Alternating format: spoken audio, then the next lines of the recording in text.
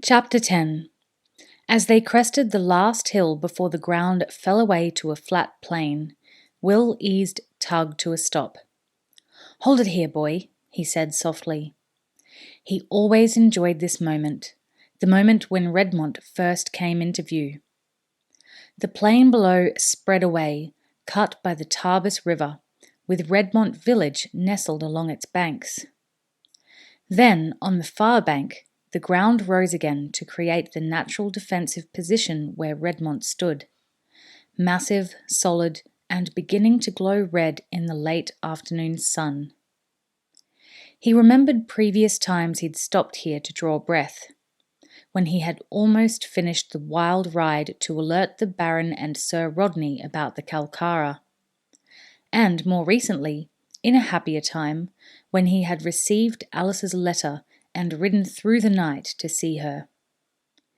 His mouth moved in a slight smile at that thought. She was down there somewhere. He narrowed his eyes, peering into the distance to see if, just possibly, there was some sight of her tall, white-clad shape on the battlements, or in the village, or on the flat land in front of the castle. Not surprisingly, there was none. He shrugged, smiling at his fanciful expectation.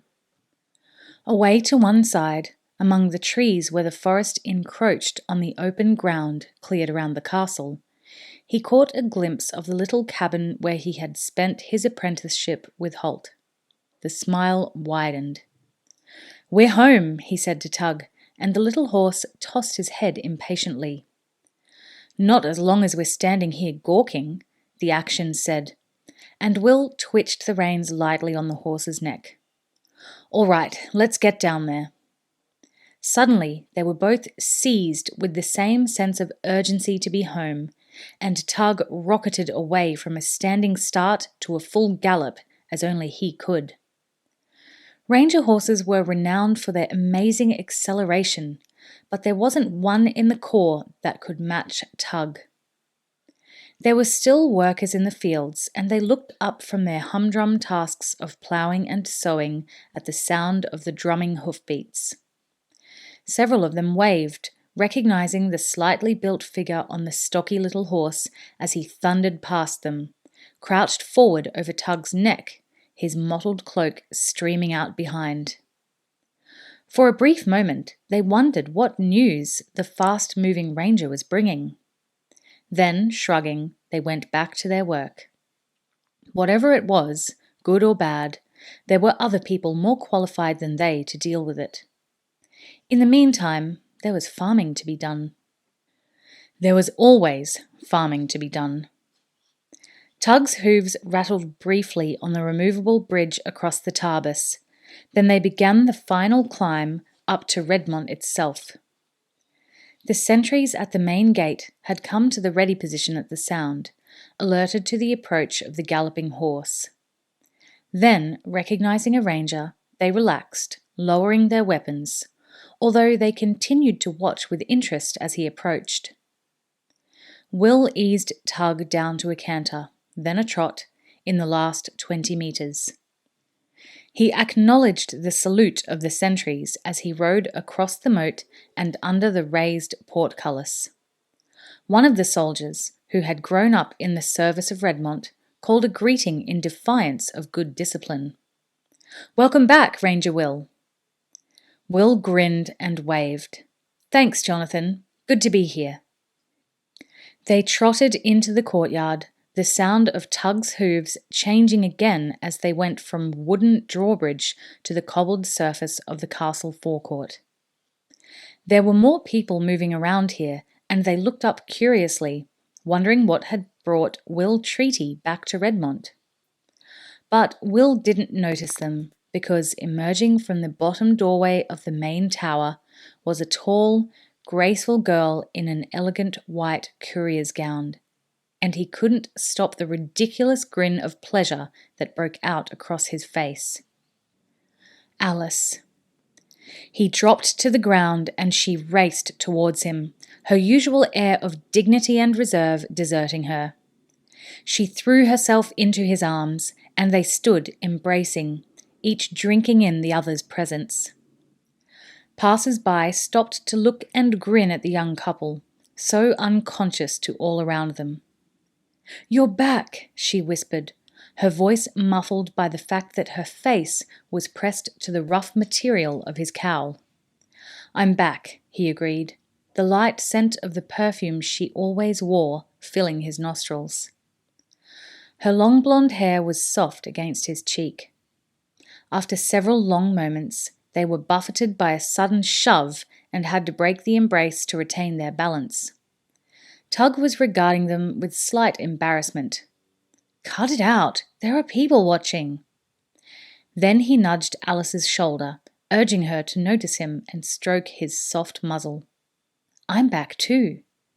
She laughed as she stroked him. "Hello, Tug. I'm glad to see you too." While she fussed over the horse, Will took her free hand and stood, simply looking at her, a huge grin pasted onto his face. Finally, they became aware of the small crowd who had gathered to watch them. Will turned and shrugged, his face reddening slightly. "It's been a long time," he said. A circle of smiling faces surrounded them. Nobody said anything, and he indicated Alyss. "Since we saw each other, a long time," he elaborated. Several people nodded knowingly. One middle-aged gentleman tapped the side of his nose with that familiar gesture. Finally, since the spectators showed no sign of moving on, Will thought it was time to break up this little tableau. Like most rangers, he had an aversion to being the centre of attention. He said to Alyss, out of the side of his mouth, "Let's get out of here." Her own smile widened a little. "Come on, we'll put Tug in the stables, then you'd better report to the Baron." He nodded and they turned, hand in hand still, to lead Tug to the stables. Alyss knew that Will would see his horse cared for before anything else. That was the Ranger way. Behind them, the small crowd broke up, going about their separate endeavours. Some of them looked after the young couple, smiling approval. Alyss was a popular figure in Castle Redmont, and the entire population took great pride in Will's achievements. He was a local, after all. They approved of the obvious affection between them. "Any sign of Halt yet?" Will asked. Alice's smile faded a little.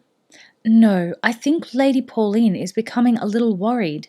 She tries not to show it, but I can tell she's uneasy." Will considered this. It had been a long time since Halt had someone to worry about him, he thought.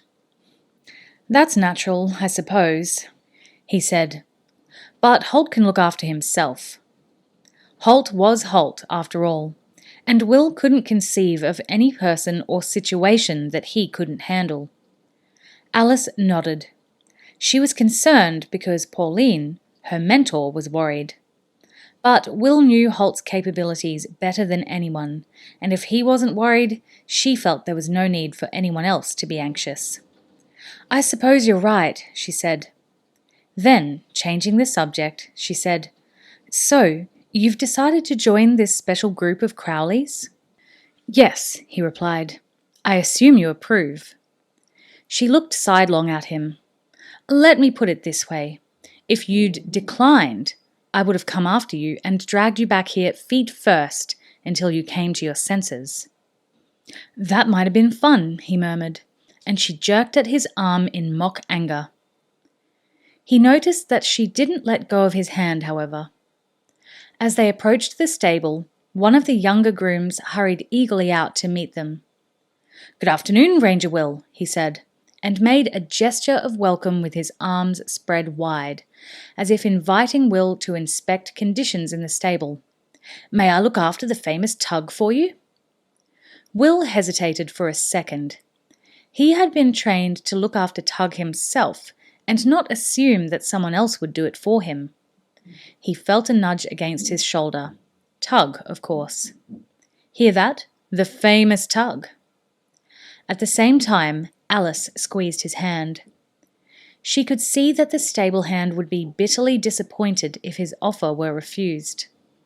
For a young man like him, Will was a figure to be admired and looked up to. He was Will Treaty, with a list of accomplishments and famous deeds as long as your arm. It would be a privilege to take care of his horse.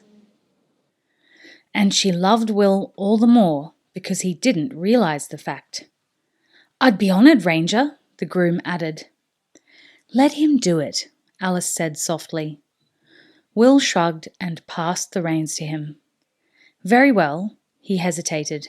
He didn't know the youth's name. "It's Ben, Ranger, Ben Dooley." "Very well, Ben Dooley. I'm sure you'll take excellent care of the famous Tug." He looked meaningfully at the little horse. "And you behave yourself." Tug came as close as a horse could to raising one eyebrow. He looked at Will and Alyss, still hand in hand. "You're talking." Will realized, and not for the first time, that he would never get the last word with this horse. He shook his head ruefully. "Let's go see the Baron," he said. So much was familiar. So many sights and sensations and memories came crowding back to him as he climbed the steps to Baron Arold's office. Again, Will felt Alyss twitch his arm. "Remember that day?" she said. She didn't need to say which day. She meant the day when she and Will and Horace, along with Jenny and George, had climbed these stairs to be chosen by their eventual masters. In truth, it was only a matter of years, but it seemed as if decades had passed. "Who could forget it?" he asked. "What's George up to these days?" "He's become one of the fief's leading defence attorneys," she said. "He's in great demand for legal matters." Will shook his head. He always had a brain for them, didn't he? "And Jenny? Is she still working with Master Chubb?" She smiled. "No, much to his disappointment. He sees her as his finest creation, and he'd love to have her with him. But some time back she told him, 'Master Chubb, there's not room in this kitchen for two artists such as we. I need to find my own space.'" And did she? She did indeed. She bought a share of the inn at Redmont Village and runs one of the finest dining halls for miles around. Chubb's a regular customer too. Really? Really. Apparently, one night he made a suggestion, very politely, I must say, that perhaps a dish might benefit from a hint more spice. She told him, "Less is more, Master Chubb, less is more." And then she rapped him on the head with her ladle. Will was incredulous. He couldn't imagine anyone with the nerve to rap Chubb on the head. "I guess it was ladles at 10 paces after that," he said, but Alyss shook her head. "On the contrary, he very meekly apologized. Secretly, I think he loved it. He's very proud of her. Here we are," she added, as they arrived at the anteroom to the Baron's office. Reluctantly, she released his hand. "I'll leave you to report in. Come and find me later." She leaned forward, kissed him lightly on the lips, and slipped away, waving her hand in a farewell gesture behind her. She skipped down the steps. It was such an excellent day, she thought. Will watched her go. Then he turned, gathered his thoughts, and knocked on the door to the Baron's anteroom.